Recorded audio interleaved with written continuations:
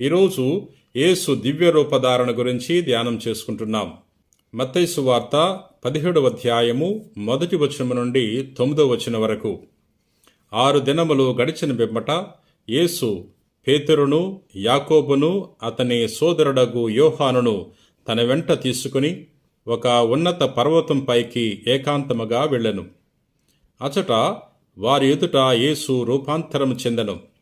ఆయన ముఖము సూర్యుని వలె ప్రకాశించెను. ఆయన వస్త్రములు వెలుగువలె తెల్లగానయ్యను.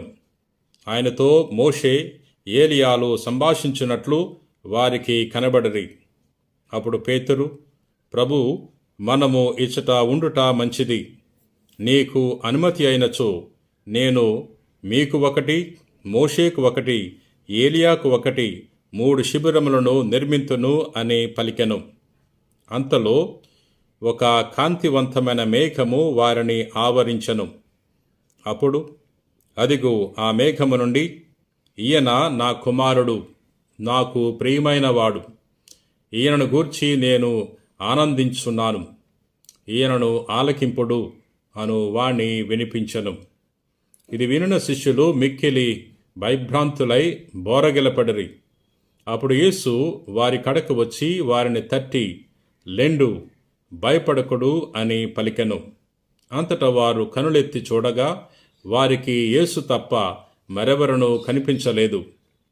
వారు పర్వతము నుండి దిగివచ్చుచుండగా యేసు వారితో, మనుష్య కుమారుడు మృతుల నుండి లేపబడు వరకు మీరు ఈ దర్శనమును గూర్చి ఎవరితోనూ చెప్పరాదు అని ఆజ్ఞాపించెను. ఇది క్రీస్తు సువిశేషము. క్రీస్తువా, మీకు స్తుతి కలుగునుగాక. ఒకరోజు యేసు ప్రభు పేతురు, యాకోబు, యోహానులను తాబోరు పర్వతం మీదకి తీసుకువెళ్లి వారి ఎదుట దివ్య రూపము ధరించి ఉన్నారు. తన యొక్క అసలు శిష్యులైన రూపాన్ని వారికి చూపించి ఉన్నారు. ప్రియా మిత్రులారా, ఎందుకు యేసు ప్రభు వీరిని మాత్రమే తీసుకెళ్లారు, మిగిలిన శిష్యులను తీసుకువెళ్లలేదు అంటే, పేతురు, యాకోబు, యోహానులు యేసు ప్రభుని ఎక్కువగా ప్రేమించారు. అందుకనే ప్రభు వారిని కూడా ఎక్కువగా ప్రేమించి ఉన్నాడు. తన యొక్క నిజ స్వరూపాన్ని వారికి చూపించి ఉన్నాడు. ప్రియ సహోదరి సహోదరులారా, మనం కూడా ప్రభుని ప్రేమిస్తే ప్రభువు తన యొక్క దర్శన భాగ్యాన్ని దయచేస్తాడు. వారి ఎదుట ప్రభువు దివ్య రూపం ధరించినప్పుడు తన యొక్క వస్త్రాలు వెలుగువలే ప్రకాశించాయి. తన యొక్క ముఖము కాంతివంతమైపోయినది. వెలుగు దేవునికి చిహ్నంగా ఉంది. ప్రియ సహోదరి సహోదరులారా, దివ్య రూపం ధరించినప్పుడు యేసు ప్రభుతో మోషే, ఏలియాలు మాట్లాడారు అని నేటి సువార్తలో మనం చదువుకుంటున్నాం. మోషే, ఏలియాలు పూర్వవేదంలో గొప్ప వ్యక్తులు. మోషే ద్వారా యావే దేవుడు ఇజ్రాయెల్ ప్రజలను ఐగుప్తు నుండి విముక్తి చేసి వారిని ఎడారి గుండా నడిపించి ఉన్నాడు. మోషే ద్వారా యావే దేవుడు తన యొక్క చట్టాన్ని దయచేశాడు. ఇజ్రాయెల్ ప్రజలు దేవునితో ఎటువంటి సంబంధాన్ని ఏర్పాటు చేసుకోవాలో అనే గొప్ప చట్టాన్ని వారికి దయచేసి ఉన్నాడు. మోషే ఏ విధంగా అయితే ఇజ్రాయెల్ ప్రజలను బానిసత్వము నుండి విముక్తి చేశాడో, అదే విధముగా యేసుక్రీస్తు ప్రభు కూడా రెండో మోషే వలె మనలను పాపమనే బానిసత్వము నుండి పరలోకం వైపు నడిపించటానికి విచ్చేసి ఉన్నాడు.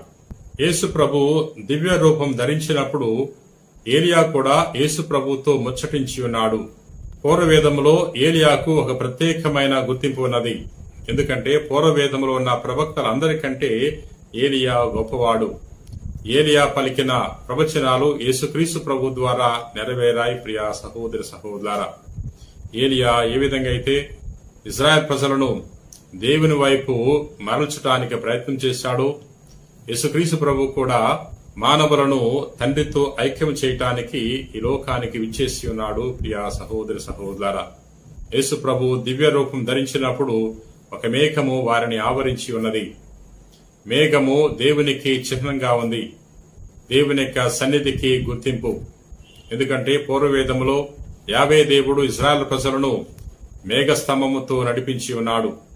రాత్రి సమయంలో అగ్నిస్తంభం ద్వారా నడిపించి ఉన్నాడు.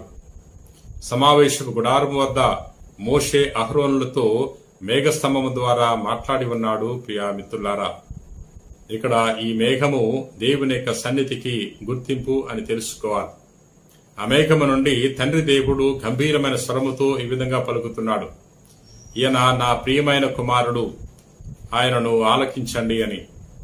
అక్కడున్న పేతురు, యాకోబు, యోహాన్లకు తండ్రి దేవుడు తెలియచేసి ఉన్నాడు, ఈయన నా కుమారుడే, నా ప్రియమైన కుమారుడే, కాబట్టి ఆయన యొక్క మాటను మీరు ఆలకించండి, ఆయన మాట ప్రకారంగా మీరు జీవించండి అని తెలియజేసి ఉన్నాడు. ఈ రోజున ఈ యొక్క వాక్యాన్ని ధ్యానం చేసుకుంటున్న మనకు కూడా తండ్రి దేవుడు తెలియజేస్తున్నాడు, యేసుక్రీస్తు ప్రభు యొక్క వాక్కును ఆలకించాలని, ఆ ప్రభుని వెంబడించాలని తెలియజేస్తున్నాడు. ప్రియా మిత్రులారా, యేసు ప్రభు దివ్య రూపం ధరించినప్పుడు రూపాంతరం చెందాడు. మనం కూడా రూపాంతరం చెందాలి. మన యొక్క మనస్సును మనం మార్చుకోవాలి, మన హృదయాన్ని మార్చుకోవాలి, మన జీవితాన్ని మార్చుకోవాలి. ప్రియా సహోదరి సహోదరులారా, ప్రార్థన చేసుకుందాం. ప్రేమ కలిగిన ప్రభువా, దయగిన సర్వేశ్వర ప్రభువా, ఈ రోజున మేము యేసు దివ్య రూప ధారణ ఉత్సవాన్ని కొనియాడుతున్నాం. మేము కూడా ఈ భూలోకంలో జీవించినప్పుడు రూపాంతరం చెందే వాక్యాన్ని దయచేయండి. మా హృదయాన్ని మార్చివేయండి, మా యొక్క మనస్సును, మా జీవితాన్ని మార్చివేయమని ప్రార్థన చేయించున్నాం. ఈయన నా ప్రియమైన కుమారుడు, ఈయన యొక్క మాటను ఆలకించండి అని తెలియచేసి ఉన్నావు.